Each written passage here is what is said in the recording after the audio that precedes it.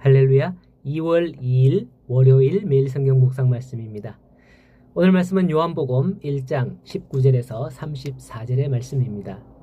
요즘은 자동차로 어디를 가거나 할 때 거의 대부분의 사람들이 내비게이션을 통해서 길을 안내받아서 목적지를 잘 찾아갑니다.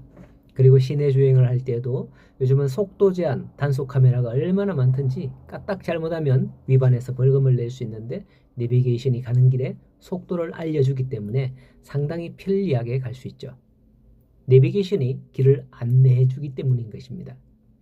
오늘 말씀에 보면 유대인들이 요한에게 사람을 보내어 네가 누구냐라고 묻습니다.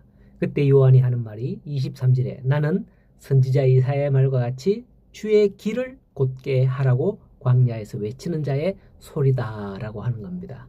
쉽게 말하자면 주의 길을 안내하기 위해서 온 사람이라는 거죠. 아시는지 모르겠는데 구약의 마지막 성경인 말라기 선지자 이후에 약 400여 년 동안 이스라엘에는 하나님의 계시 말씀이 없었습니다.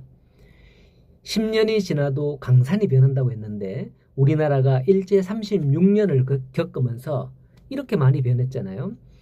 400년 동안 하나님의 말씀 없이 살았다. 과연 어땠을까요? 그 사이 이스라엘은 계속적으로 이방민족, 특히 로마의 지배를 받으면서 이스라엘 백성 사이에는 그들을 구원하실 구약에 예언된 메시아에 대한 사상이 싹트기 시작했습니다. 그러던 와중에 세례 요한이 혜성같이 나타나 회개의 세례를 베풀자 백성들은 그에게로 몰려가게 되었던 겁니다. 그러니 유대인들이 제사장들과 레위인을 요한에게 보내어 네가 누구냐라고 묻는 거죠. 제사장과 레위인은 바로 하나님의 율법과 가장 관련 있는 자들이거든요. 그들이 생각하기에 혹 이 사람이 메시아인가 선지자인가 생각했기 때문입니다. 이렇게 볼 때 세례 요한은 일약 스타덤에 오를 수 있는 기회를 맞았다고 할 수 있습니다. 그를 보고 몰려오는 이들은 그를 예사 사람이 아니다, 하나님이 보내신 자다라고 여겼기 때문이었죠. 하지만 그는 결코 그렇게 하지 않았습니다. 나는 아니라 하죠. 이것은 쉬운 일인 것처럼 보이지만은 사실은 결코 쉬운 일이 아닙니다. 모든 사람의 내면에는 명예욕이 있습니다. 조금만 자신이 뭘 잘해도 우쭐거리고 알아주기를 원하는 겁니다. 세례 요한도 예외는 아니었을 거예요. 그럼에도 불구하고 그는 이러한 유혹을 극복하고 자기 사명에 충실하게 되는 것을 볼 수 있는 겁니다. 우리는 이 점을 귀하게 여기고 배워야 합니다.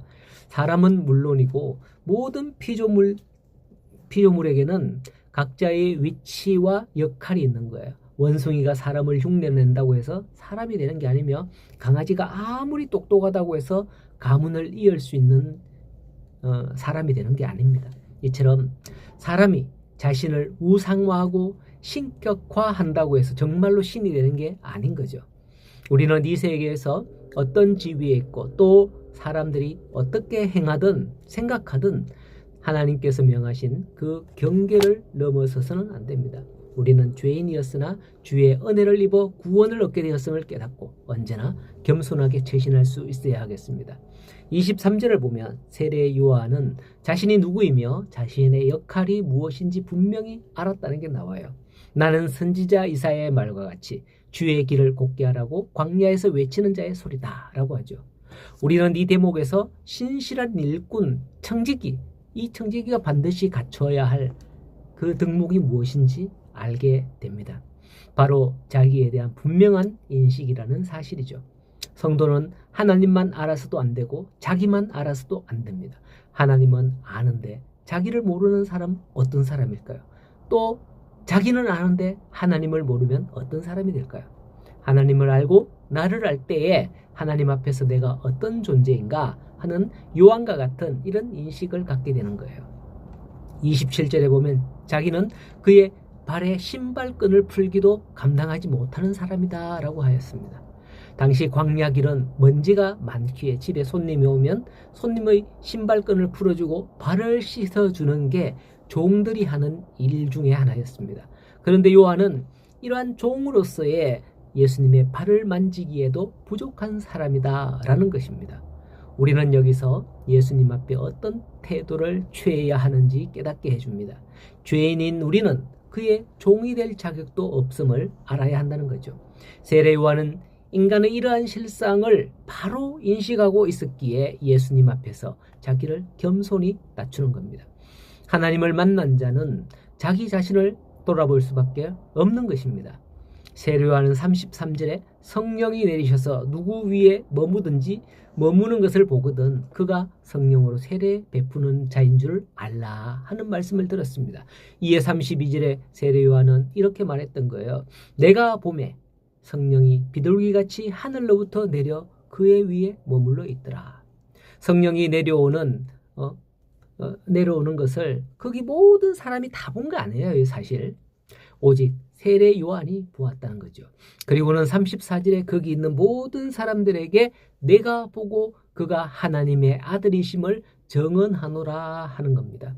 오늘날 말씀이 희귀한 이 시대에도 우리는 하나님을 만나고 하나님을 믿는 성도입니다.